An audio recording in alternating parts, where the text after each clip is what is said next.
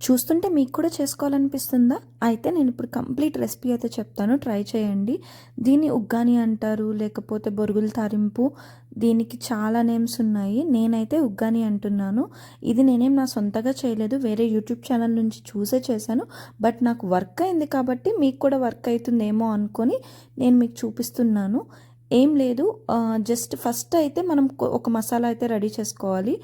Just పుట్నాల పప్పు, ఒక 2 ఎండుమిర్చి అండ్ గార్లిక్ కూడా వేసుకొని మిక్సీ పట్టుకొని పక్కన పెట్టుకోవాలి. అండ్ మనం ఏదైతే బొంగు పిల్లాలు ఉన్నాయో, నేనైతే బొంగు పిల్లాలు అంటాను, మీ సైడ్ ఏమంటారో కామెంట్ సెక్షన్లో కామెంట్ చేయండి. చిన్నప్పుడు నాకు చాలా మెమరీ ఉంది వీటితో. తిరునాళ్ళకి వెళ్తే నేను ప్రతిసారి మా అమ్మమ్మని ఇది కొనిపెట్టమని కొట్టేదాన్నంట, ఎప్పుడు చెప్తూ ఉంటుంది.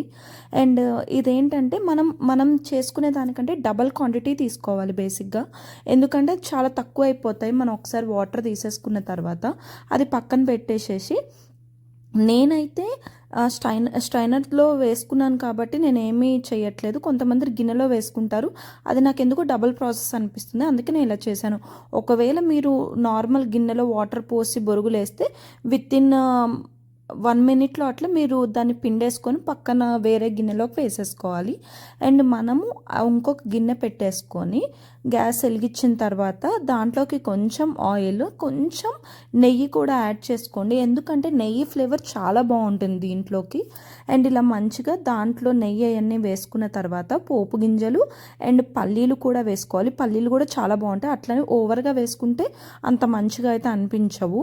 పల్లీలు కూడా లిమిటెడ్గా వేసుకొని దాంట్లోకి పచ్చిమిర్చి అండ్ ఆనియన్స్ కూడా వేసేసుకోవాలి. మంచిగా కలిపేసుకొని దీంట్లోకి కొంచెం సాల్ట్ అండ్ కొంచెం పసుపు వేసుకోవాలి.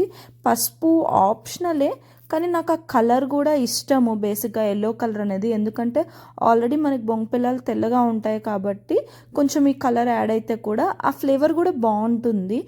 ఎవరైనా ఇష్టం లేని వాళ్ళు ఉంటే స్కిప్ చేయొచ్చు, దానివల్ల అంత అయితే ఏం లేదు. దీంట్లోకి టొమాటో కూడా వేసేసుకోవాలి. టొమాటో మరీ పండింది అయితే వద్దు, కొంచెం పచ్చిగా కొంచెం పండింది మీడియంలో ఉండి అది కూడా కొంచెం వేసుకుంటే సరిపోతుంది. జస్ట్ ఆ టేస్ట్ కోసం మంచిగా కలిపేసుకోవాలి. ఇది ఏమి ఇట్లా పేస్ట్ లాగా అవ్వాల్సిన అవసరం లేదు. కొంచెం వేగిన తర్వాత ఇందాక మనం ఏదైతే పుట్నాల పొడి చేసుకున్నామో ఆ పొడిని మనం డైరెక్ట్గా వేసుకొని కలుపుకో అవసరం లేదు. ఇందాక మనం ఏదైతే బొంగు పిల్లలు నానబెట్టుకున్నామో అవి కూడా డైరెక్ట్గా వేసేసి కలిపేయాలి మంచిగా. ఈ టైంలో మీరు మొత్తం మిక్స్ చేసిన తర్వాత టేస్ట్ అనేది చూడొచ్చు. మీకు ఉప్పు సరిపోకపోతే ఉప్పు వేసేసుకోండి, కానీ కారం అయితే నేనైతే ఇప్పుడు రికమెండ్ చేయను. ఇందాక ఏదైతే మీరు ఎండుమిర్చి వేసారో ఆ టైంలోనే మీ టేస్ట్కి తగ్గట్టు ఆ పొడిలోనే మీరు అడ్జస్ట్ చేసుకోవాలి కారాన్ని. అండ్ ఇక్కడ నేను టేస్ట్ చూస్తే నాకు కొంచెం సాల్ట్ తగ్గింది అనిపించింది, అందుకే సాల్ట్ కూడా వేసుకుంటున్నాను. అండ్ ఈ టైంలోనే దీంట్లోకి మనం లెమన్ జ్యూస్, ఇదైతే మ్యాండేటరీ అండి. అసలు ఎంత బాగుందో టేస్ట్ అయితే.